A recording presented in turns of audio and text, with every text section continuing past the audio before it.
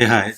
This is Arin here, and today I thought of sharing across a very important aspect of building a financial model, and it is related to a project on which I'm personally working at this point of time. And this project is of a vitrified tiles company. So, one who have no sense as to what vitrified tiles are. So, they are an alternative to marbles and granites been used in residential complexes or say in office premises, in toilets or in flooring and different places it's been used. So this company is into manufacturing of vitrified tiles, and we are helping this company to raise finance, and we are building a financial model for this company. So uh, this is an extract of that, and the first uh, aspect on which we work when we are building the financial model for this company is called the assumption sheet, right? So whether you are looking to raise money through the equity route or through the debt side, you have to have a clear perspective of the company, its operations, its technology that's been used, and the composition of it. And post that, the other set of calculations are done.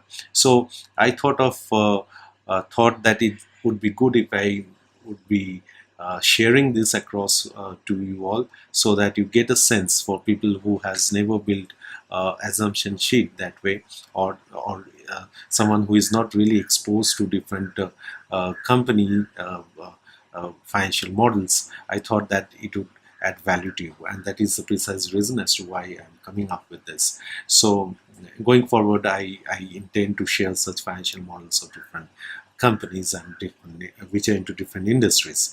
So let's look into it. So the first element that we get to see over here is install capacity. That is where everything starts from when you are building a financial model, especially when you are doing it for a manufacturing company, right? So first section speaks of install capacity. Then we look into we see production calculations over here. Then we see calculations around its figures around sales price. Then on raw material requirement, consumption, power consumption, fuel consumption, salary, wages, repair, maintenance, packing and transportation costs, administrative expenses, depreciation rates, selling and distribution expenses, interest rate, corporate tax, and working capital norms, right? So these are a few of the aspects that we get to see out here. And so let's look into the set of things in more details, and let us understand it better, right? So as we see, the installed capacity of the company is 9,000 square meter per day. That's the typical amount of production that the company would be able to do per day in terms of square meters. So tiles in square foot per box, so is 15.5 square feet. So in so this much of space in terms of square foot is the size of one tile, right? So which has to be fitted in a box. So these are all the separate inputs, so you don't see this in some sort of a logical way it has been placed across. These are separate input elements which we require in order to do further computations. So that's how we are slowly building into it. So 1 square meter is how many square feet? That is 10.764 square feet, right? So boxes per day, which if you see the computation also, you would be able to better understand. So if 9,000 divided by 15.5 into this 10.764, when we do that, we get to understand that this many boxes would be required, right? So 6250,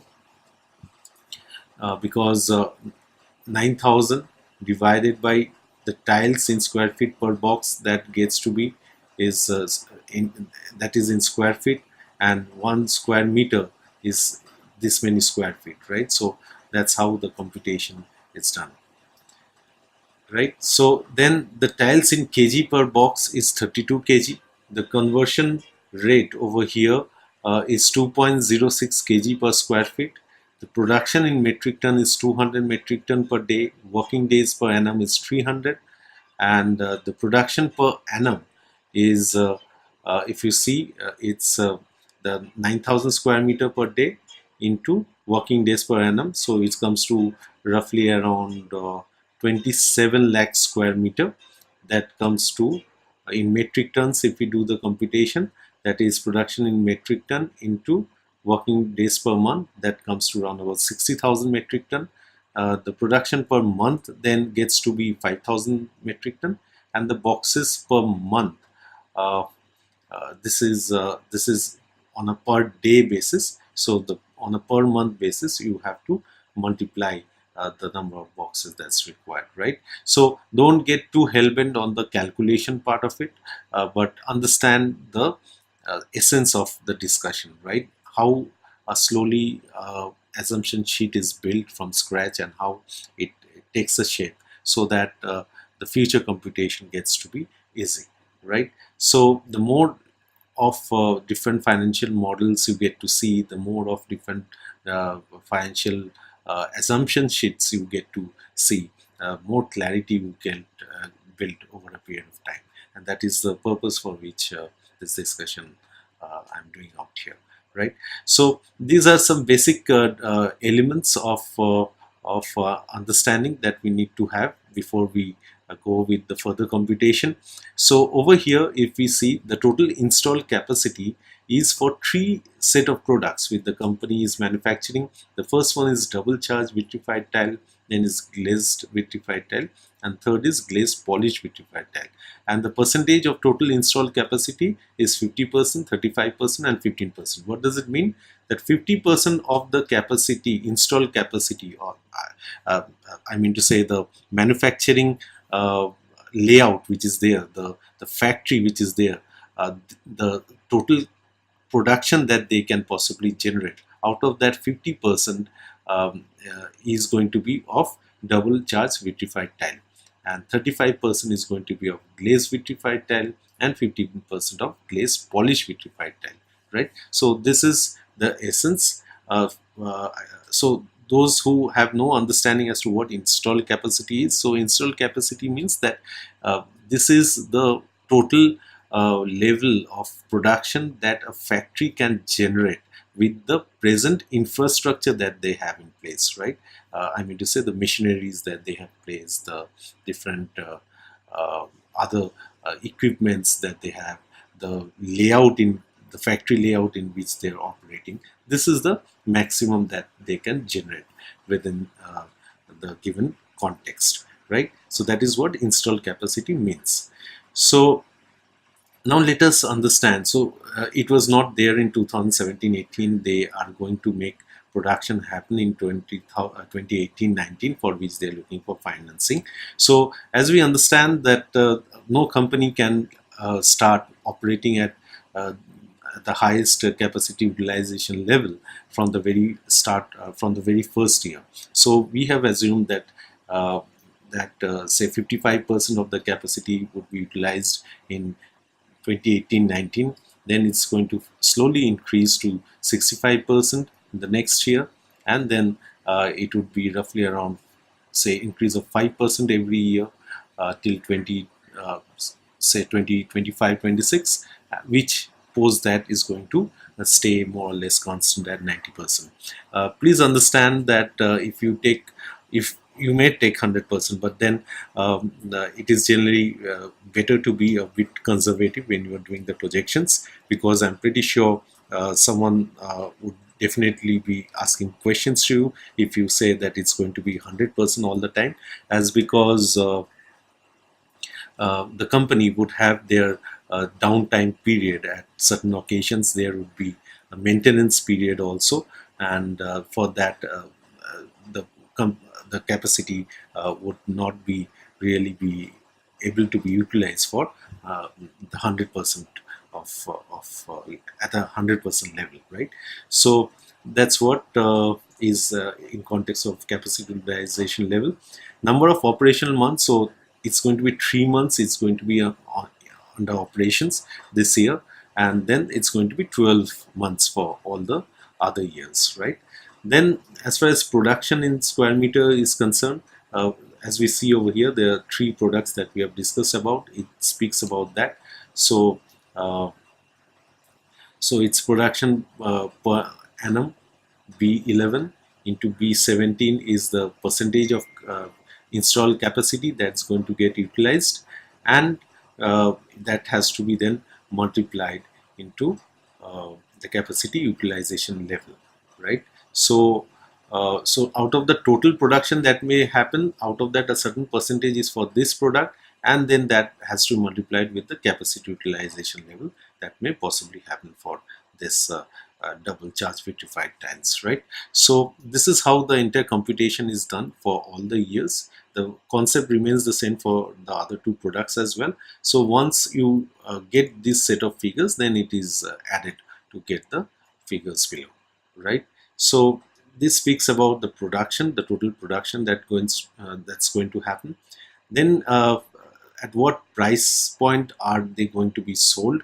If it is in terms of square feet, it's 50. If it's in square meter, 538, and in metric ton, it's 24219, right? So this is where the figures are uh, uh, to understand the sales price at which it's going to be sold.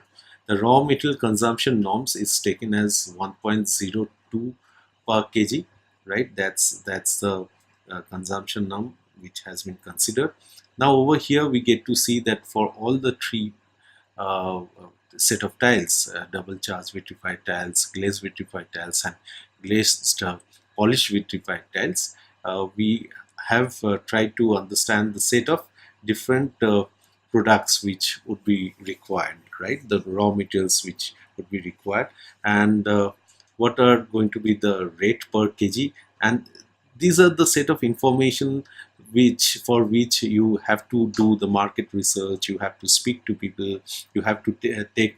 How do you know, as a financial analyst, how do you know that what are going to be the set of so these are still okay, but as far as what is the level of installed capacity that may be okay for this set of products, that is something that you don't have clue of, right? So that is where you have to coordinate with technical experts who can say that okay, with this installed capacity production structure that is there, this much of production can ideally be done. You have to take like discuss with them and take cognizance of what they have to say in this regard, right? Then say the sales price, you may take anything, but then whether that sales price is justifiable within the context of the industry in which it's been working. So you need to do some sort of analysis as to where the products are going to be sold, at what price point are they being sold at this juncture, whether that sale price would be a price at which customers would be interested to purchase from them. So whether it's a justified sale price, for that you have to do a market research. So the work of a financial analyst is not really limited to just preparing financial models, but what goes in the model is very important. Whoever is aligned with me for months now, they are very I'm pretty sure by this time they have got this communication multiple times from my end, that I've always focused on the fact that you have to know what set of informations you are actually capturing in a financial model. If you are doing mistakes over there, then there is no point of really building the financial model, because if it's garbage in, then it's garbage out, right? So it's very important, and this is where the fun element is. This is where the essence of being a financial analyst is. This is where we enjoy the job. It's not like sitting at the back of a laptop and just doing number crunching.